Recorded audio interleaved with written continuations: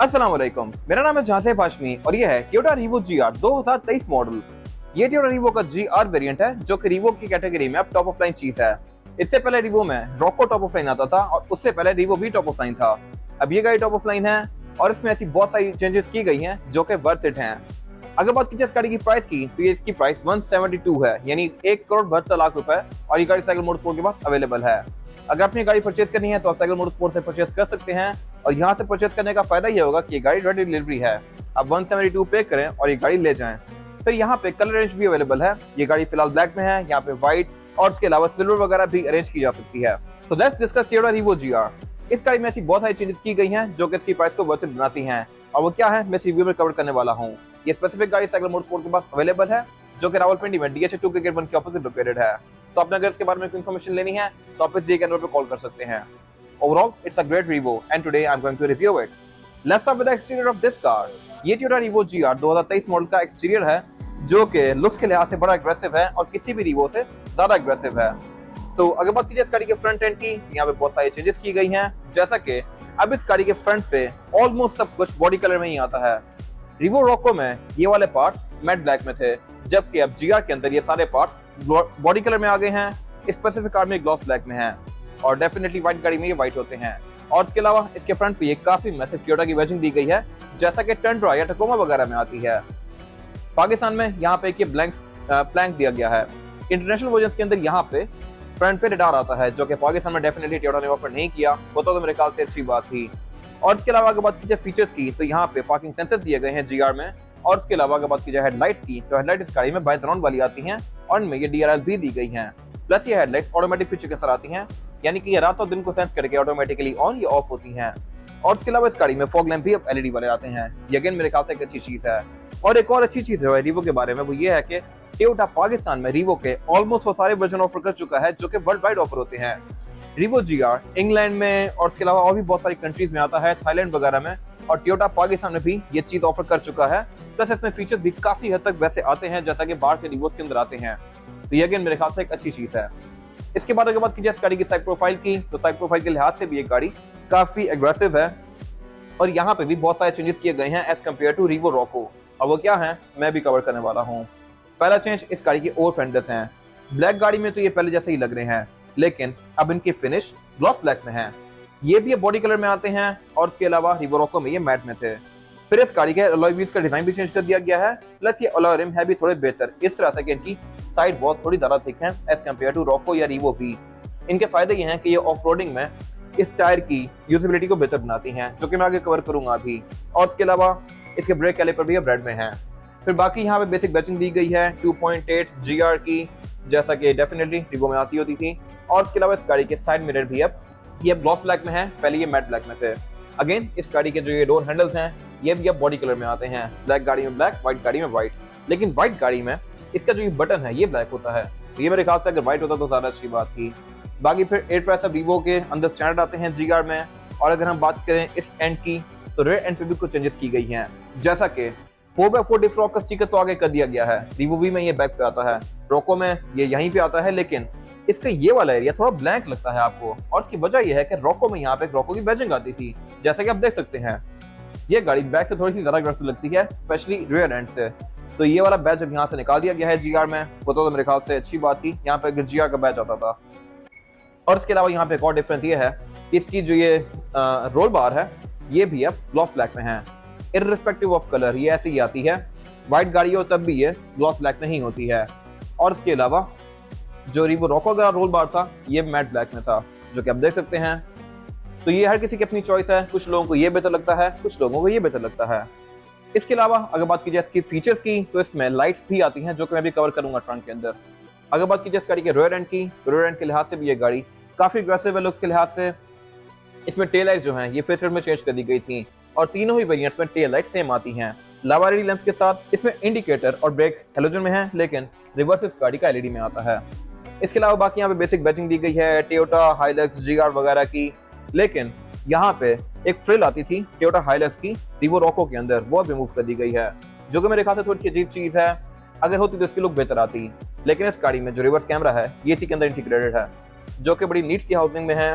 Revo we में और Revo GR में यहाँ पे अलग से आता था। इसके अलावा अगर बात की जाए इस गाड़ी की ट्रंक कैपेसिटी की, तो ये भी काफी स्पेशियस है। यहाँ पर आप आराम से अच्छा खासा सामान रख सकते हैं और उसको हुक्स के साथ बांध भी सकते हैं। इसके बाद इसके रोल बार के अंदर लाइट्स आती हैं। इसकी फिनिशिंग वगैरह काफी अच्छी है। इसके नट्स बोल्ट को काफी अच्छे से कवर किया गया है, क्योंकि डेफिनेटली ये कंपनी से ही आया हुआ है। और इसके अलावा रीवो में बैक पे एक विंडो भी आती है, जो कि वीगो वगैरह में नहीं आती थी। इस विंडो को भी आप ओपन क्लोज कर सकते हैं। फिर अगर बात की जाए फीचर्स की, तो फीचर यहाँ पे अच्छे आते हैं। इस तरह से इसमें बैक में पार्किंग सेंसर भी दिए गए हैं, रिवर्स कैमरा भी आता है, और रीवो जीआर के अंदर इस गाड़ी का जो रेयर बम्पर है ये ग्लॉस ब्लैक में है। ये पहले क्रोम में या मैट ब्लैक में आता था। इसके बाद अगर बात की जाए इस गाड़ी में एंट्री की, तो एंट्री के लिए यहाँ पे एक बटन दिया गया है। आप इस गाड़ी को यहीं से लॉक और अनलॉक भी कर सकते हैं, लाइक दिस। इसमें स्मार्ट एंट्री आती है। और अगर बात की जाए इस गाड़ी के इंटीरियर की, तो ये भी लुक्स के लिहाज से बड़ा मजेदार है। यहाँ पे भी बहुत सारे चेंजेस किए गए हैं as compare to Revo Rocco या रीवो वी। अगर बात की जाए चेंजेस की, तो इसमें स्टीयरिंग व्हील चेंज कर दिया गया है। इसके मीटर की लुक भी चेंज कर दी गई है। इसकी नीडल्स जो है ये रेड में आती हैं, पहले ये व्हाइट में थी, और ये इसको बेहतर लुक दे रही हैं। और इसी तरह इस गाड़ी के स्टीयरिंग में भी कुछ चेंजेस किए गए हैं। अब ये है कि इसका स्टीयरिंग व्हील लेदर की फिनिश में आता है। इसमें रेड स्टिचिंग दी गई है, और इसके अलावा नीचे जीआर की बैजिंग आती है। फिर इस गाड़ी में जितने भी क्रोम या सिल्वर एरियाज थे वो भी अब शेडो ग्रे कर दिए गए हैं। इसका ये वाला एरिया भी शेडो ग्रे है, क्रोम भी इसका ग्रे सा है, और इसकी मल्टीमीडिया स्क्रीन भी अब चेंज कर दी गई है। ये भी कंपैरेटिवली पिछले रीवो से बेहतर है, ये मैं भी एक्सप्लेन करूंगा आगे। और इसके अलावा जीआर के अंदर पैडल शिफ्टर्स भी आते हैं, जो कि अगेन मेरे ख्याल से एक अच्छी चीज़ है। फॉर्च्यूनर में पैडल शिफ्टर्स आते थे, रीवो में नहीं थे, बट अब दे दिए गए हैं। फिर इसके अलावा इसकी हेडलाइट्स डेफिनेटली ऑटोमेटिक हैं। यहाँ पार्किंग सेंसर का स्विच दिया गया है, और पुश स्टार्ट दिया गया है। पुश स्टार्ट बाकी रीवो में भी आता था, लेकिन इस गाड़ी में इस पर जीआर की बैजिंग आती है। इसके साथ यहाँ पे कप होल्डर दिया गया है और एयर वेंट दिया गया है। इसके एयर वेंट की हाउसिंग भी शेडो ग्रे और शेडो क्रोम में है। इसके अलावा स्पीकर्स गाड़ी में टोटल 6 आते हैं, 4 डोर्स में और 2 ट्वीटर्स। और इसके अलावा इस गाड़ी के साइड मिरर भी डेफिनेटली रिट्रैक्टेबल हैं, जिनको आप गाड़ी के अंदर बैठ के फोल्ड ऑन फोल्ड कर सकते हैं, लाइक दिस। फिर इसी तरह इस गाड़ी के डोर पैनल के अंदर जो ये सिल्वर वाले एरिया थे, इनको भी ग्रे कर दिया गया है, और इसके अंदर ये जीआर की थीम कंटिन्यू की गई है आर्मरेस्ट पे भी।